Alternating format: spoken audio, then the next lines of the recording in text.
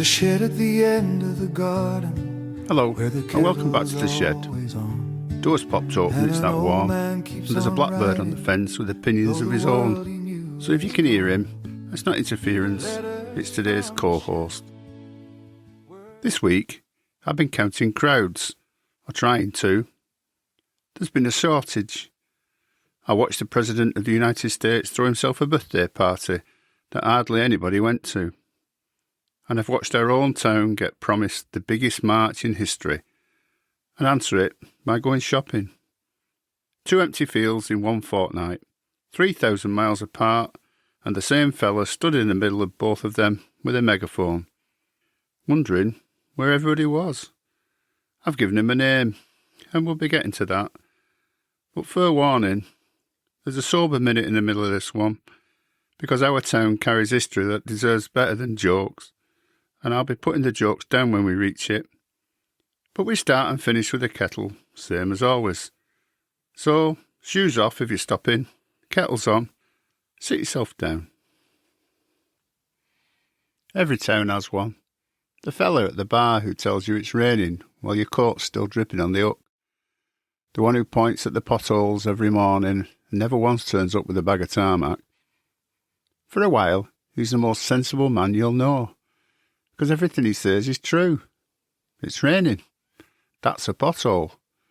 You cannot fault him for observations. It's only later that you notice that observations are all he's got. I've started calling him Captain Obvious, and for him, business has never been better. Pointing at problems is the growth industry of this age. It took one captain all the way to the White House. Donald Trump rose on saying out loud what plenty of Americans could see from their own front steps. The factories had gone, the towns felt forgotten, and nobody seemed to be in charge, or even bothered. True observations, honestly held by millions of people. The trouble with pointing as a trade for politicians is that sooner or later somebody might just ask you, how are you going to fix things? Or as my mother would say, how are you going to mend that? Which brings us to the birthday party. This summer, the President threw America a party on the National Mall to show how grand the mending was all going. The most unforgettable birthday party any country has ever seen, he said. What the world saw was a lot of grass and not many people. Ice cream melting in a power cut, and the organisers counting the crowd at the football next door as part of their own. When you cannot fill the potholes, you probably should throw a parade. And when nobody comes to the parade, you announce it was packed. That is not the rise anymore. That is the sound a fall makes early on. It's the gap between the claim and your ability to put things right. Britain has its own captain. He's called Nigel Farage. There's others as well, but he's the main one. Nobody in my lifetime has pointed better than him, and some of what he pointed at was real enough. But the pollsters have been around to his party with a stepladder and a stencil. My readers, those who had Sunday school, will remember where the writing on the wall turned up. Not in some enemy's wall, at the King's own feast, mid-party, between courses. Our captain has just resigned his seat so his town can have the treat of electing him again. A do thrown for himself, and halfway through it, Ipsos have started writing on his wall. His lead has dropped 7 points down to 2 inside a month. 2/3 of the country not satisfied. Most folks saying they would like the question answered about the £5 million. If people weigh all that in the balance, you're not going to have to be a statistician to know how that might just work out for him. And on top of all that, there's the local level franchise, because Captain Obvious loves his licensees. Last Saturday, our town was promised the biggest march in its history. A protest, said the poster, about a proposed HMO, and its potential impact on the local area. Fair enough, you might think. Towns are allowed to have opinions about housing. But have a look at the artwork. A Crusader knight in full armour under a St. George's banner. Nobody commissions Holy War illustrations for a planning objection. The leaflet doing the rounds dropped the pretence altogether. Traitors in government, it said, and our right to remain the majority in our own country. The photograph on it was staged. A made-up street sign reading, Migrants HMO, screwed to a wall like it was the name of the road. When the evidence for your point has to be manufactured, your point is telling on itself. Hardly anybody went. And I've heard it said that the town has fallen, that Heywood can't be bothered. And I want to be precise here, because my town is owed the precision. Heywood did its homework months back. In February, when the volunteer patrols started appearing around the schools, the most agreed comment on the local news page was not a cheer. It was not a jeer. It was a list. No vetting, it said. Histories that would not pass a check. A group chat since leaked that they said nobody would want reading aloud. And the schools themselves, the ones supposedly being guarded, asking them to stay away. 90-odd quiet thumbs up for somebody who had checked. That is not a town that's fallen. That's a town that's read the paperwork and marked it. And here I'll put the jokes down for a minute. This town carries a real wound. Heywood's name went through the national headlines years ago for crimes against children. And there are families here still living with that, and what was done, and what was missed. Nobody in this town needs the wrongness of any of it pointing out. We were here, which is exactly why a megaphone gives offence. Standing in the middle of our town telling Heywood what is wrong with Heywood is not information, it's an echo. And the town did not owe anybody a Saturday for it, not least because, in among all the pointing, there was not one word about how these things can be fixed. What to fear, who to blame, plenty of that. How to mend it, nothing.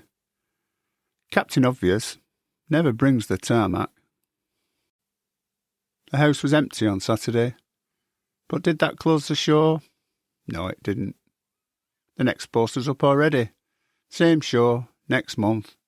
One town over in Middleton. Same borough, same constituency, same organiser's name on the contact line.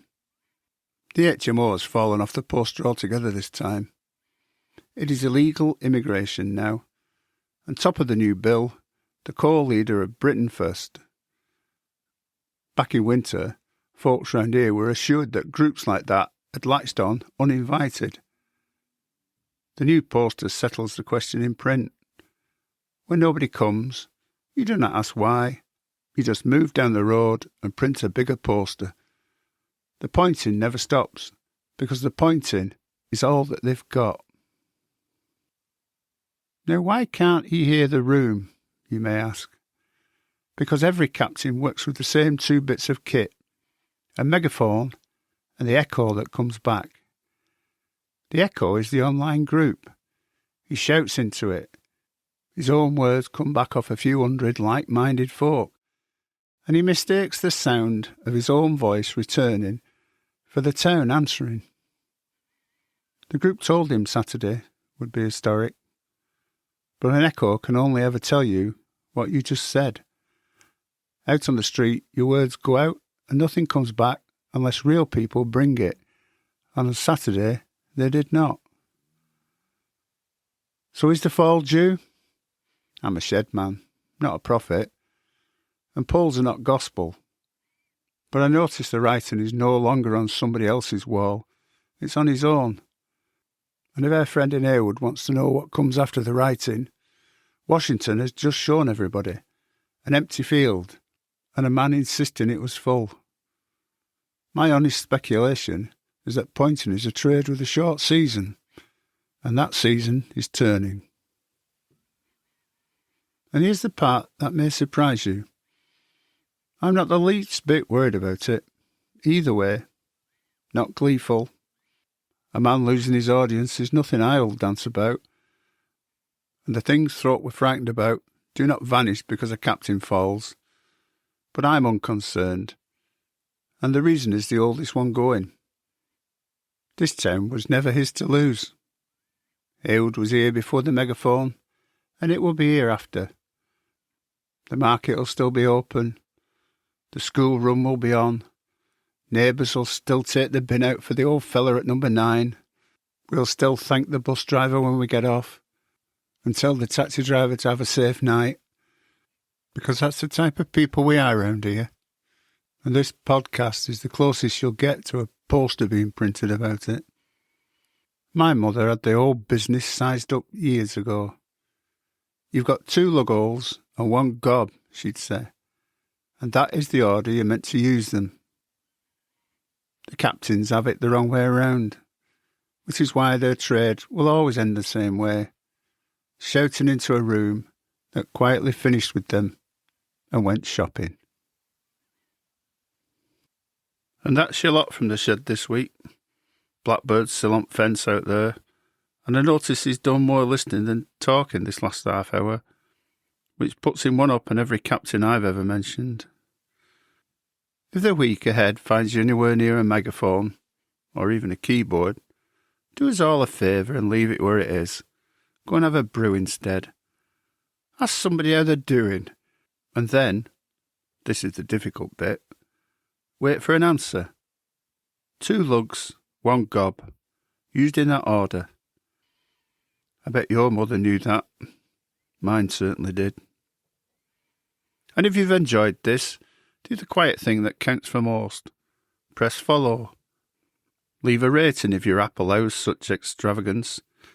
And tell one person at the bus stop that, by the way, is the one job the gob was made for. There's no megaphone required. It's how the shed gets heard, one kettle at a time. I promised we'd finish where we started, and a man keeps his word. So Kettle's going on while I have another brew and contemplate the next 6 weeks while kids are off school and Grandad's taxi will be really busy.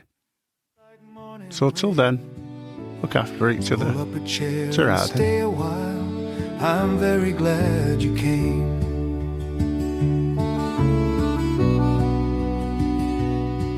There's a gaudy Turkish barber where the butcher used to be, and a vape shop not the cafe where the old lads drank their tea.